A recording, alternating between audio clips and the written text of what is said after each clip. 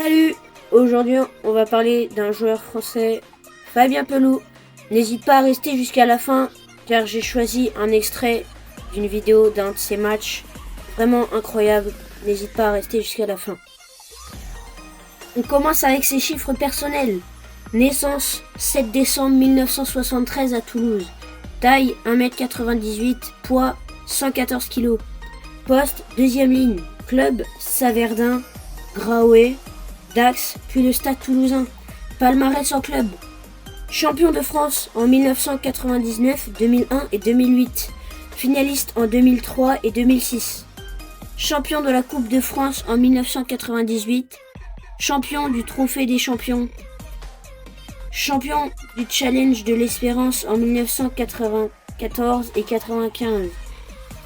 Champion de la Coupe André Moga en 1994. Palmarès en équipe nationale. 118 sélections en équipe de France. Vice-champion du monde en 1999. Vainqueur du tournoi Destination en 1997, 1998, 2002, 2004 et 2006.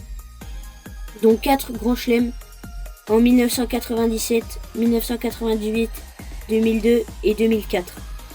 Champion du monde universitaire en 1996, vainqueur de la Coupe latine en 1995 et 1997, vainqueur des Jeux méditerranéens en 1993, champion du monde FIRA en 1992. Passons à son histoire.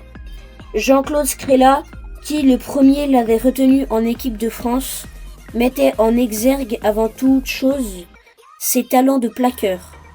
Non que le jeune deuxième ligne ou troisième ligne centre, dont il pressentait dès 1995 le grand talent, ne soit en mesure de répondre à ses attentes dans l'ordre double de la touche, du jeu aérien en général et du combat en particulier, mais celui qui était alors entraîneur du 15 de France entendait surtout célébrer sa disponibilité défensive. Un tel gabarit soit capable de se déplacer aussi bien et puisse plaquer autant est assez exceptionnel, argumentait-il. Ce n'était évidemment pas faux, mais cela situait surtout assez à l'aube du professionnalisme triomphant, l'exemplaire modernité d'un avant dont on connaît aujourd'hui la formidable carrière. À Saverdin d'abord, puis à Graolet pendant ses jeunes années, à Dax ensuite, à Toulouse enfin, et bien sûr en équipe de France. Fabien Peloux allait marquer son époque d'un saut d'une disponibilité dans le jeu courant effectivement exceptionnel pour un joueur de cette taille et de ce poids. Lutteur émérite, lutteur avéré, plaqueur infatigable, mais aussi excellent manieur de ballon, Fabien s'inscrivit tout au long dans le projet de jeu toulousain qui ne s'est jamais limité, on sait, aux seules phases de combat. À cela, peut-être faut-il ajouter un tempérament solidement trempé, une santé robuste et une rare intelligence dans l'anticipation des mouvements, à même d'expliquer sa réussite sportive et la richesse d'un parcours sans faille. Capitaine des Bleus, capitaine du Stade Toulousain, il trusta ses titres, les éloges, les récompenses, au point d'être considéré à bon droit comme l'un des meilleurs avants dans le rugby français. Que les rugby et français aient produit. Plus technique qu'un Benazi, plus joueur qu'un Merle, plus complet qu'un Roumat, plus dynamique qu'un Thion, qui marquèrent pourtant eux aussi leur époque à des titres divers, Fabien Peloux doit entrer sans conteste au panthéon des plus grands avant mondiaux des années 2000. Une faiblesse dans la cuirasse ? Un regret à émettre sur l'ensemble d'un parcours sans équivalence ou presque. On a beau chercher, c'est si vrai que de Bernard Laporte, qui fut longtemps son mentor en équipe de France, à Guinoves, qui le managea au Stade Toulousain, tous les regards à son endroit se veulent dithyrambiques. C'est que Fabien, à l'instar des plus grands, ne limitait pas son champ d'action au seul terrain.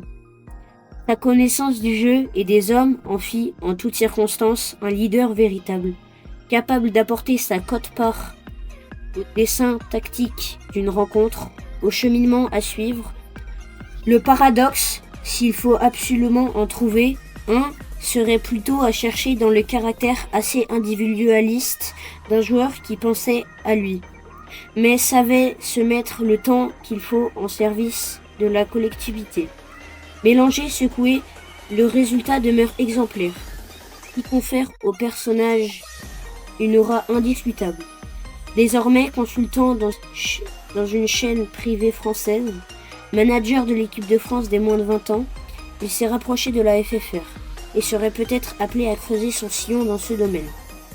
Quoi qu'il advienne, il ne faudrait pas trop me pousser pour imaginer que sa seconde carrière serait au moins aussi brillante que la première.